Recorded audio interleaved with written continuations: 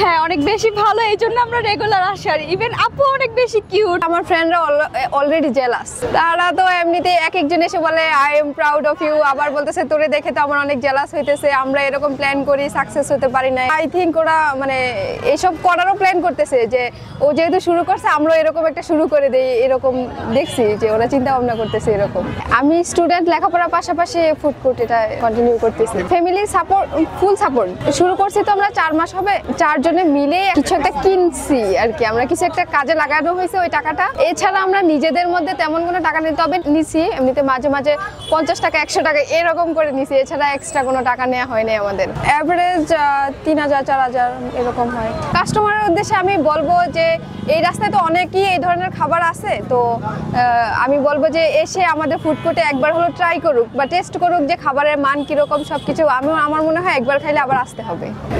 এটা ফাস্ট ফুডের সব কিছু, আপনার বার্গার, মিট বক্স, তারপরে মোমো। রিসেন্ট আমরা হাঁসের মাংস আর লুচিও উঠাইছিলাম। একটা বাসায় আমরা 4-5 জন মেয়ে একসাথে থাকি, তো সন্ধ্যার পরে সবাই বসে বসে আড্ডাই দিই, কোনো কাজ করি না। কেন সন্ধ্যার আগে মানে সবাই অফিসে থাকি, অফিস টাইমের পরে সবাই আড্ডা দিই, তো সন্ধ্যার পরে আমাদের কিছু একটা করি, বসে থেকে তো লাভ, তখন থেকে আইডিয়া আসে।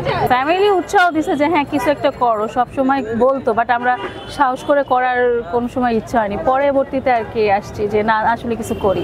আমরা সবাই জব করি, একজন শুধু স্টুডেন্ট। অ্যাকচুয়ালি আমরা প্রফিট, হ্যাঁ আমরা কিছু করছি, এটা অবশ্য বলবো না, বাট কিছু একটা করছি যেটা আমাদের 4 জনের অনেক হেল্প হয়েছে। একটা বিগ অ্যামাউন্টের কাজ করছি আমরা, যেটা আসলে আমরা বলতে চাচ্ছি না। জব করছি, নিজেরাই নিজেদেরকে চালাচ্ছি, পাশাপাশি আমাদের এই কাজটা করার ইচ্ছা, বিজনেস করার একটা ইচ্ছা, যে একটা করে দেখি, তাই আর কি এটাই আসছে। এমন না যে ফ্যামিলি চালাইতে হচ্ছে, বিষয়টা তার। তো সবারই উচিত যে নিজের পায়ে দাঁড়ানো, আর কতদিন মানুষের কাজ করব। জব করা মানে অন্যের কাজ করা, সেই কাজটা নিজেরটা নিজে করলে আই থিঙ্ক নিজের জন্য বেটার। অ্যাকচুয়ালি ফোর্সিসের ব্যাখ্যা হচ্ছে আমরা আসলে কনফিউজ ছিলাম কি দিয়ে আসলে নামটা দিব। আমার কাজিনকে জিজ্ঞাসা করছিলাম আসলে নামটা কি দেবো, যেহেতু বললো যেহেতু তোরা 4 জন আসিস তো ফোর্সিস বেটার।